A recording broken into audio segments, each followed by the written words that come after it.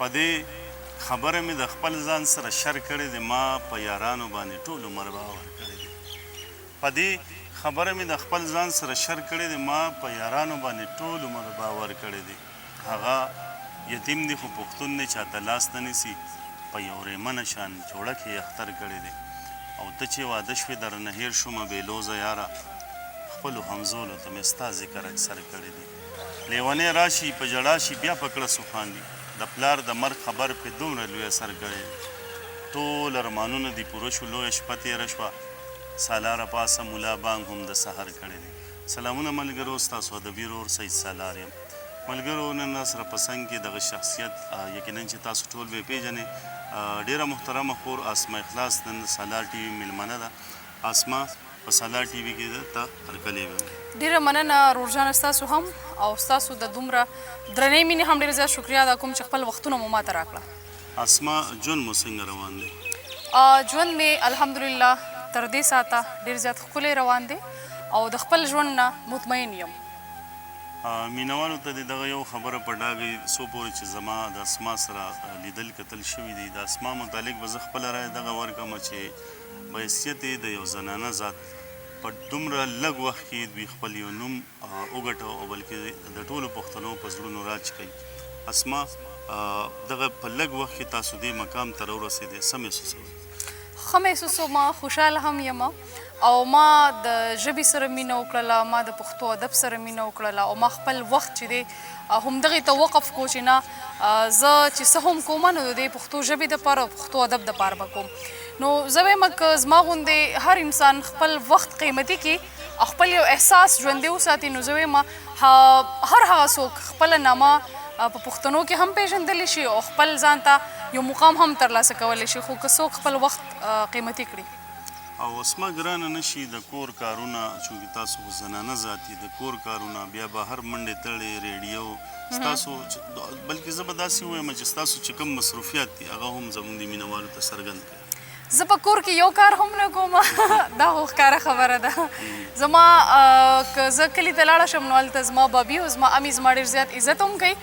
او ما له د خوراک چې څومره هم شیان دي هغه هغوی تیاروي. او په پېښور کې زما وړه خوراکۍ دی، زما هر څه د خوراک هغې تیاروي، زه په کور کې هېڅ کار هم نه کوم. او دې نه علاوه چې زما څومره منیجمنټ دی د ژوند ده، نو که هغه ریډیو دی، که سوشل اکټیویټي ده او که شاعري ده او زما د ژوند چې نور مطلب هلې ځلې دي تعلیم په هکله، نو هغه هر څه زه ته وخت ورکوم هم او ښه طریقې سره هغه ما ټایم ډیوایډ کړی دی. نو تعلیم خپل ټایم دی،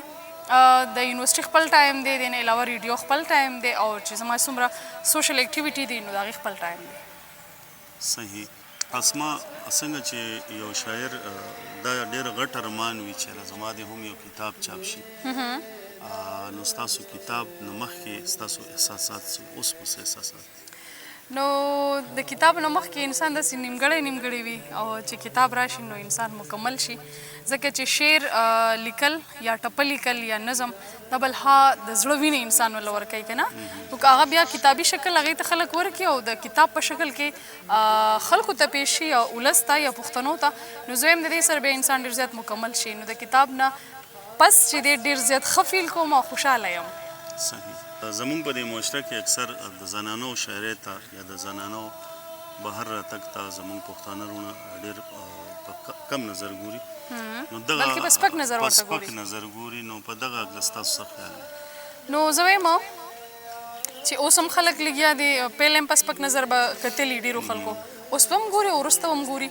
خو ډزنټ میټر، زه دا نه میټر کوم چې یاره دا کس ما ته مطلب سپک ګوري یا زما شعر ته سپک ګوري یا زما چې کوم کار دی، زما چې کوم مطلب څه هم د ژوند هلې ځلې دي هغې ته سپک ګوري. نو د هر انسان خپل یو تاټس وي که نه، لګیا دي، که څوک ورته سپک ګوري او که څوک ورته ښه ګوري، د هغې زه بلکل پروا نه ساتم، خو چې د یو کار نه انسان بساتې خود مطمئن وي او هغه کار چې دی هغه ولس ته فایده ورکوي، نو زه وایم هر هغه کار ته ملا تړل پکار دی او هغې ته مطلب غاړه غړی ورتلل پکار دي چې کم پښتنو ته فایده ورکوي. کو فرض که زه د یو غریب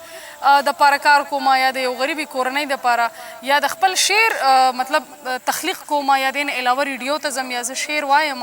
ولس ته یا د نه علاوه زه تعلیم کوم، نو دا خو زما خپل حقوق دي او ما ته دا حاصل هم دي د خپل فیملي له طرفه او زما دا حق دی چې زه به خپل تعلیم هم حاصلوم، زه به مطلب شاعري هم ویم زه به ریډیو کمپیر چې زما کم پروګرامات دي زه به هغه هم کوم او زما چې څومره سوشل اکټیویټي دي هغه به کوم او که څوک ورته سپک ګوري نو یو ځل نه بلکې 1000 ځله ورته ګورئ هېڅ پروا هم نه ساتم صحیح جی او بل شاعر دا هم یو ارمان وي چې زما د شاعري چې ده دا د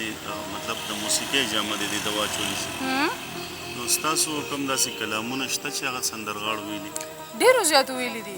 بالکل اوس نوې را زما یو کلام راغلی وصال خیال ویلی دی او دې نه علاوه ډېرو نورو چې کوم نوي سندرغاړي دي هغې هم ویلي دي او اولډ سندرغاړو کې هم ویلي دي او اوس زما نوي ټپې دي انشاءالله سجاد ډېر زیات بهترین سنګر دی او ډېر ښایسته اواز لري د هغوی په اواز کې به انشاءالله زما نوي ټپې راځي صحیح زه خو وایم اسما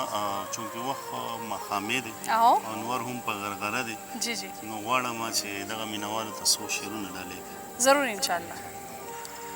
سالار صاحب غزل دی چې ستورو په شپه کې څه خوږې خوږې قصې کولې ستورو په شپه کې څه خوږې خوږې قصې کولې ورته خوشحاله و مما یې نندارې کولې کله به پټ شو په اسمان کله به بیا ښکاره شو کله به پټ شو په اسمان کله به بیا ښکاره شو زه لیونی یم ورته ما به شوګیرې کولې او دا کومه پیغله ده چې زه یې قدمونه ښکل کړم دا کومه پیغله ده چې زه یې قدمونه ښکل کړم چې خبرې د حیا او د پردې کولې او یو خوبولې ښاپیرۍ زما تر مخې راغله یو خوبولې ښاپیرۍ زما تر مخې راغله په سوز او ساز کې څه ښکلې شان ټپې کولې او وایي چې په نندارۍ ومه زه د نازولې ژبې اسما اخلاص خبرې څه وړې وړې کولې ډېره مننه خفه خفه شمه دا ستا راله یادونه راوړي خفه خفه شمه دا ستا راله یادونه راوړي دغه ناتر څه ماښامې راله غمونه راوړي او زه یې په تمه یم ما یې انتظار کړی دی زه یې په تمه یم ما یې انتظار کړی دی دا ځل که خیر وي په سپرلي کې به ګلونه راوړي او دا د کم ذات سره تعلق ساتي زه نه پوهېږم دا د کم ذات سره تعلق ساتي زه نه پوهېږم چې پښتونخوا نه مینه شړي نفرتونه راوړي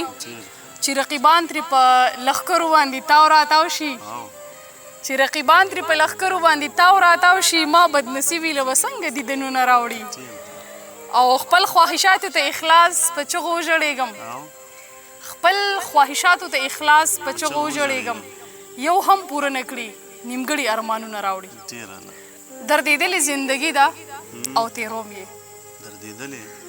دردېدلې زندګي ده او تیرو مې غم ځپلې زندګي ده او تیرو مې تاسو کړي دي او څه به وکړې مړې بس رټلې زندګي ده او تیرو مې او چې جانان د چا په خوا کې وي نو وایي چې جانان د چا په خوا کې وي نو وایي څومره ښکلې زندګي ده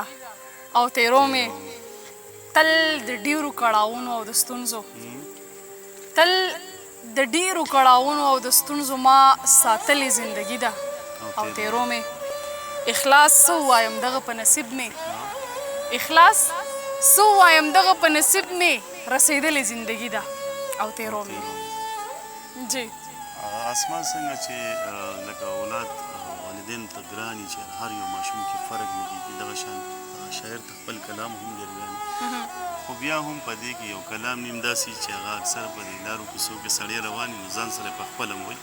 نو کوم داسې غزل شته چې تاسو ته ډېر ګران نه زما یو شعر ما ته ډېر زیات ګران دی